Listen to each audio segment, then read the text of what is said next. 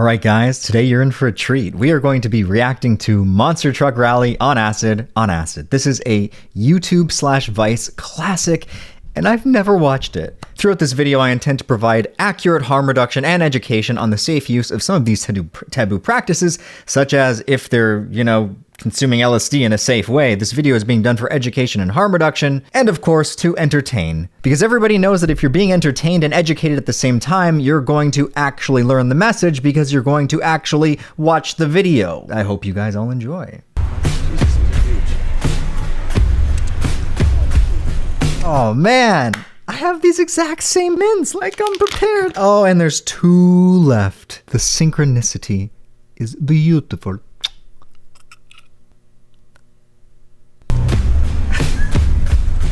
I live and work in Brooklyn, New York. I'm good friends with the producer of the On Acid series, and he asked me if Bro, there's a whole series on this shit? Yeah. I would like to do an episode at a monster truck rally. This is Monster Trucks on Acid. He doesn't look very confident about that. Oh boy, I have a feeling this is going to go awry and fast. He has no idea what he's in for. I took 2 hits thinking that my tolerance to psychedelia was pretty high.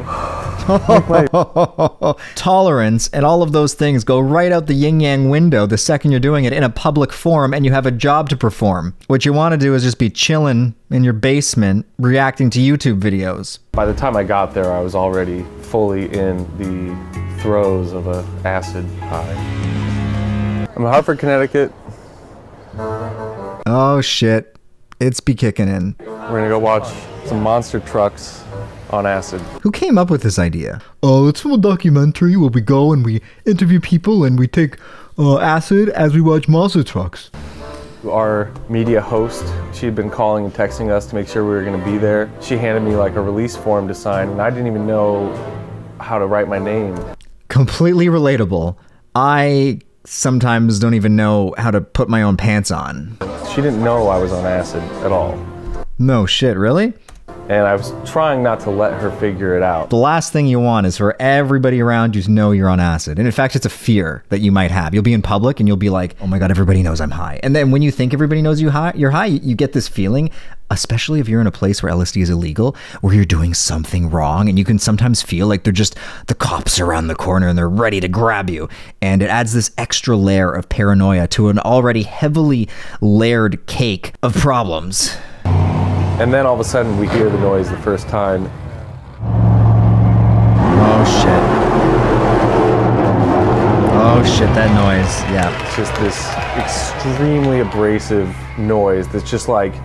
What he's saying is completely on par. Everything is amplified, all of your senses, how things feel, sight, sound, even the feeling of your internal organs and like your digestive tract. Like everything is so heightened and amplified.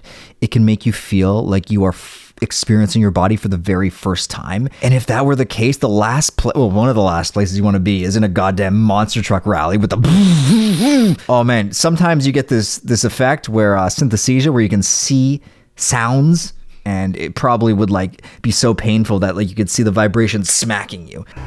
Shakes you to the bone. Yeah, shakes you to the bone. Yes. He's trying to hold it together. In the dirt, when they would turn, they would create a spiral into the earth, and I was like just staring at that, and then like light was coming in and out of it. The monster trucks were creating a fucking wormhole. This type of effect usually only is going to occur on exceedingly high doses or smaller doses when taken in very uncomfortable scenarios. I guarantee he just wants to get out of there. I'm like losing track of reality. Yeah. Holding on to my sanity, and I'm like just completely bewildered as to what is the point of all this. Like, who are these people that have come here? There's a truck that looked exactly like a dog named the Rottweiler Mutt. Who comes out? Look at this guy. Yeah, the dog car. It's my favorite. The air is just thick with exhaust. Oh man, if you're in like a hot environment, especially if it's very humid, you can like taste the moisture coming out of the air. Like it's so amplified. You just feel really sticky. It's like that feeling, when you're in a tent and it's raining. That was when I would say I was tripping balls. I just wanted out. Yeah, I don't blame him. I'd be running to the bathroom and hiding. Completely overwhelmed. Oh shit, yeah. Stand out. Fuck yeah, you're overwhelmed, bro. And I had to put on this front like I Oh, was a no. host of Now he's gotta something. interview I've never hosted people. anything before. I need someone to tell me who to talk to. I Oh can't man, make decisions you right can't make decisions, exactly. Dude's trying to figure out who to interview, but he probably can't even figure out what his own name is. You're gonna have the social capacity of, I don't know, like a 2-year-old. You might have absolutely no social intelligence whatsoever, depending on how high the dose is. Grave digger, you said, is who you like to see. But who do you got? Or, I don't know, I'm confused. Dude he's interviewing is probably like, this is the best interview of my life. I've never been on camera before. Hee hee. He's trying though, like, honestly. What are you guys Mad making? props to this guy. He's trying. He's got my respect. Like I'd just be like, fuck no. I'd drop the mic, I'd walk away. And that's when I realized how high I The higher education, how high I was. Haha. That's a good little pun moment. And I'm just like literally want out. I'm finished. But she's telling us like we gotta wait because we're gonna interview one of the drivers. Oh, it's so exciting. Can't wait. I don't know what I'm gonna ask this driver. It's like a nightmare, honestly. It's probably a nightmare. Like the simplest things, especially if you don't want, like it would be a little easier if you could just tell him, hey bro, I'm on acid. But it's obviously he doesn't want to do that because he feels that it's going to put even more eyes on him and make him even more anxious. It's going to build and build, and maybe he'll have a full-on panic attack. So I get not wanting to share with anybody, but the anxiety that totally engulfs you from doing just simple things, like him interviewing this guy is probably the most terrifying thought in the world to him right now. As I rush in to interview this guy who I think hates me. Why would he assume the guy hates him? Because he's a bit late? He's got this negative mindset, and this does happen when you're tripping. If you start off on a negative path, or even if you start off good and you start having negative thoughts, it can very quickly spiral. And it would have only made sense for me to go around the table and probably sit down with him. Yeah, shit that makes normal sense in everyday life on acid, you don't even think about it. He's also probably scared to get close to him. Like, you gotta imagine, he's looking at this dude's face, and his face isn't looking human. It's morphing, his nose, it has this effect where things can like shrink and stretch. Like things are just breathing, his eyes might be starting to droop down. Rank this on a scale of 1 to 10 this weekend, what would you say it would come in at? Oh, definitely 10. Definitely I don't 10, remember yeah, man. I got to crush some one fucking word of the cars, conversation. man. And I was actually just paranoid at that point that the truck driver was going to kill me. And that That guy looks like a nice, kind of confused truck driver. Confused in the sense he's looking at this guy like, seriously? The angry video game nerd is interviewing me? takes us out into this cold garage. Oh, the and I don't know cold. where we're That's what he going. needs. Look, of we course just he's get a feeling better now. He's in an empty garage. He's away from all the crowds. You can think. When you're on acid and you're on a bunch of people, you almost feel like you have a form of telepathy where it's not that you can hear their thoughts, but it's more like you're so sensitive to everything, like the smells of all the people, the clothing they're wearing, their faces. It's like everything is so amplified. It's just so intense. All of your senses are being overwhelmed from every angle, everything that's hitting them. It could either launch you into fearful state, or you could embrace it and be like, this is fucking amazing. But I feel you can only get to the states where like you're really appreciative of your senses being enhanced when A, you know what to expect, and B, you're a very positive, happy type of person going into it, because it's actually a lot harder to be in that state than it sounds. You would also have to be around really good company. The people you're with is going to heavily amplify the emotions that you're feeling, particularly when you're taking it in public. You want to feel that at least in your immediate little group, that all of you guys have really good energy, because then as you're picking up like other people's energy, you can kind of retract back into the group and just vibe with each other, which can be really beneficial. A few of my friends have asked me if it was fun. I wouldn't use the word fun at all. I would say it was challenging and like difficult. Yeah, challenging and difficult sums it up.